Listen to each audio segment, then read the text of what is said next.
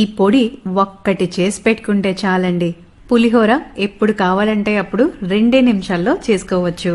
రుచి కూడా మనం పులిహోర పులుసు చేస్తే ఎలా ఉంటుందో అలానే ఉంటుంది. ఇది చేసుకోవటానికి శనగపప్పు, మినపప్పు లో ఫ్లేమ్ లో దోరగా వేయించి పక్కన పెట్టుకోవాలి. తర్వాత మిరియాలు, మెంతులు, కొద్దిగా ధనియాలు వేసి ఇవి వేగాక జీలకర్ర, నువ్వులు వేసి వీటిని కూడా చక్కగా వేయించుకొని పక్కన పెట్టుకోవాలి. ఇప్పుడు కొద్దిగా నూనె వేసి కరివేపాకు వేయించి తర్వాత ఎండుమిరపకాయల్ని వేయించుకోవాలి. చింతపండు పిక్కని తీసేసి దీన్ని కూడా వేయించి పక్కన పెట్టుకోండి. ఇవన్నీ పూర్తిగా చల్లారిన తర్వాత బెల్లం, కల్లుప్పు, ఇంగువ, కొద్దిగా పసుపు వేసి ఫస్ట్ ఒకసారి గ్రైండ్ చేసి తర్వాత చింతపండుని కూడా వేసి మెత్తగా గ్రైండ్ చేసుకోవాలి. దీన్ని ఎయిటెడ్ కంటైనర్ బాక్స్ లో స్టోర్ చేసుకోండి. ఇప్పుడు ఈ పొడిని వాడి పులిహోర చేసుకోవటానికి నూనె వేడయ్యాక పోపు దినుసులు వేసి ఇవి వేగాక పల్లీలని కూడా వేయించుకోవాలి. ఎండుమిర్చి, పచ్చిమిరపకాయ, కరివేపాకు, కొద్దిగా ఉప్పు కూడా ఇప్పుడే వేసేసుకోండి. నేను మిస్ అయ్యాను, అందుకే లాస్ట్ లో వేసుకున్నాను. ఇవి వేగిన తర్వాత పులిహోర పొడిని వేసి ఒకసారి మిక్స్ చేసి స్టవ్ ఆపేయండి. అన్నంని వేసి చక్కగా కలుపుకోవాలి.